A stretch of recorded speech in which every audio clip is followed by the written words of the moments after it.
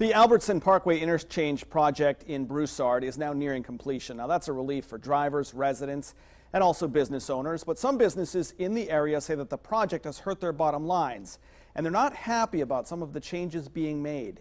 Here's more in a story that you'll see only on 10.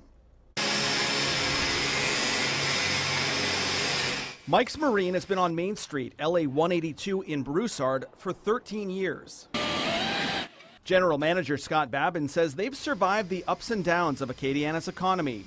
Then last August, the DOTD began working on Main Street as part of the $57 million Albertson Parkway Interchange project. As fast as it started, it stopped. Babin says crews tore up the road, then stopped working for 7 months. He says they resumed work, then stopped for 3 more months. It was a ghost town. I mean, it was people, it was employees coming to work over here. I mean, our sales, our showroom, everything just, it come to a halt. Contractors moved out and moved to other projects, and then there were some issues getting them back in. DOTD District Administrator Bill Oliver says those issues included flooding on the Mississippi River that delayed asphalt work and getting all of the subcontractors on the same page. He says the contractor is behind schedule on the interchange project, and this section of Main Street took a back seat to the bridge and the mainline work. So he's concentrating on what's best for him, and it's not always what's best for the local business owners, unfortunately. Babin says that this temporary road was just finished at the end of June. Before that, he says it was one way in, one way out. And he says for an 11-month period, they lost a lot of business. Other businesses on this road told me they lost money too. We're talking hundreds of thousands of dollars lost in revenue per business out here on this road for 11 months. Babin is happy the road is now open, but he says once the project is finished, customers will still have a hard time getting to him. They are going to put a raised median that's going to cut off 182 by Albertson's Parkway. Traffic from St. Nazaire Road will be able to go under Highway 90, but won't be able to turn left on Main Street. Oliver says allowing left turns would back up traffic. Instead, he says a new frontage road with a traffic signal will give people access to Main Street. It'll flow much smoother, and we believe will provide better access in the long run. The DOTD says the contractor will be fined once the project's completed later this year. Now, we don't know how much because they have to subtract bad weather days and lost work days that are beyond the contractor's control. Of course, we'll keep you posted on what happens. Transportation is a major responsibility of the Lafayette Parish School System. LPSS transports roughly 19,000 students a day on 258 school buses. Now, last year, a lot of things happened at the same time, which caused some problems at the beginning of the school year. This year, the school system is hoping for a much smoother ride. James Thomas has been driving a Lafayette Parish school bus for 3 years. He's also the school system's transportation specialist. He remembers all too well some of the problems at the beginning of the last school year. Angry parents expressed frustration about the location of bus stops and their students not being picked up. It was very crazy. We had to kind of adapt to what was going on. Last year, the school board cut the transportation budget. 23 bus routes were eliminated. Bus drivers didn't get their routes until early August, giving them only a week to learn them. Things are a lot different this year. They were able to bid on their routes during the 3rd week of May. That means they've had all summer to drive their routes and to find out if there were any problems along the way. The drivers know where they're going to be going. They're not stressed. Office staff is not stressed trying to prepare them at the last minute.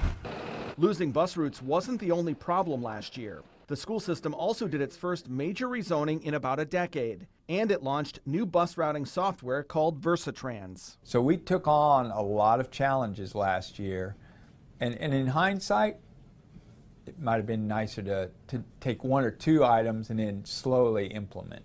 This year, there were only 2 spot rezones. The bus routing software is in its 2nd year of use. School leaders say all students have now been assigned to their buses, including magnet school and gifted students. The school system also added 2 permanent transportation clerks at the call center, raising the number of clerks from 1 to 3. It means there will be at least 1 transportation clerk available from 7:30 a.m. until 5:30 p.m. There will also be 13 temporary call center employees for the first 2 weeks of school. Parents can find busing information on the parent portal system or the eLink system on the LPSS website. If you have any problems, you can call 521-RIDE to reach the call center. Well, bridge safety is extremely important, especially when we think of high-profile bridge failures. In 2007, 13 people were killed when a bridge collapsed over the Mississippi River in Minneapolis. Well, here in Acadiana, the DOTD is responsible for inspecting all of our bridges. We went out with a bridge inspection crew, and we have more in a story that you'll see only on 10.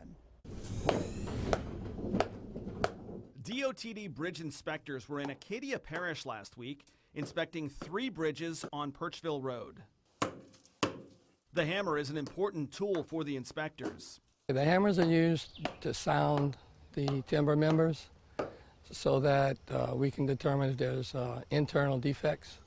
Jerry Begno is the DOTD bridge engineer for the Lafayette District. About 4 foot.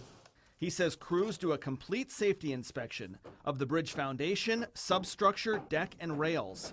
Inspectors write up their findings, which will be sent back and reviewed by DOTD engineers. The only real determination we make in the field is whether or not it should be closed immediately. And that does happen. The DOTD ordered the Surrey Street Bridge in Lafayette closed last October because one of the bearings was fractured. There are 3 DOTD bridge inspection teams in this district. They're out just about every day inspecting bridges. They're responsible for 1,800 bridges in 8 parishes. That's 1,000 state bridges and 800 local ones. The DOTD inspects every bridge at least once every 2 years. Some bridges are inspected every year and others every 6 months. If we see something that we think a bridge could possibly fail, we're going to require a closure of the bridge, and that's immediate closure.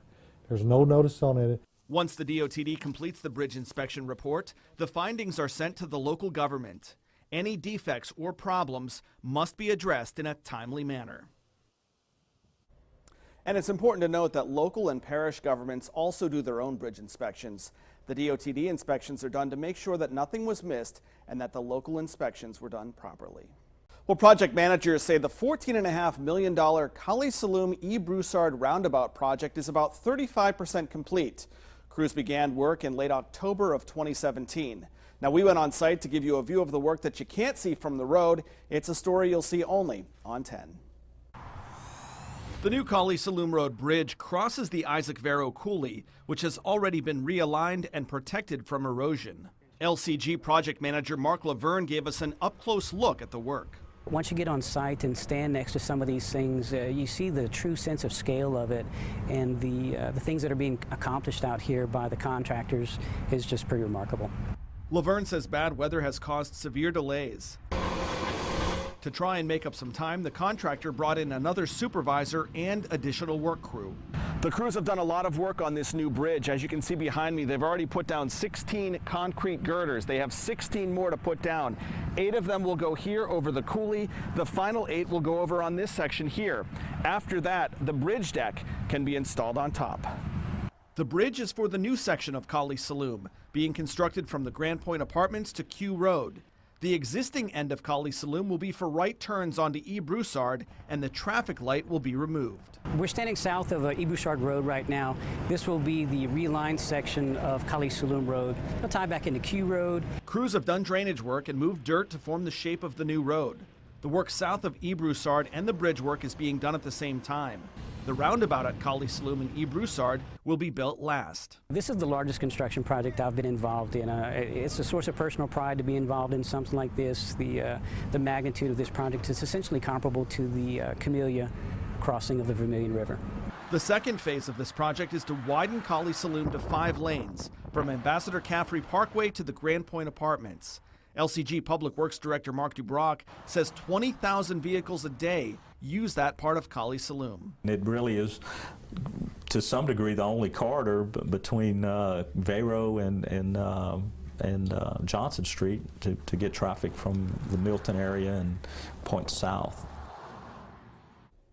LCG hopes to have the roundabout work done by early 2020, but the bad weather may push that date back. The widening of Colley-Saloom will cost around $16 million. LCG is waiting for a bond sale before that project can go out for bid.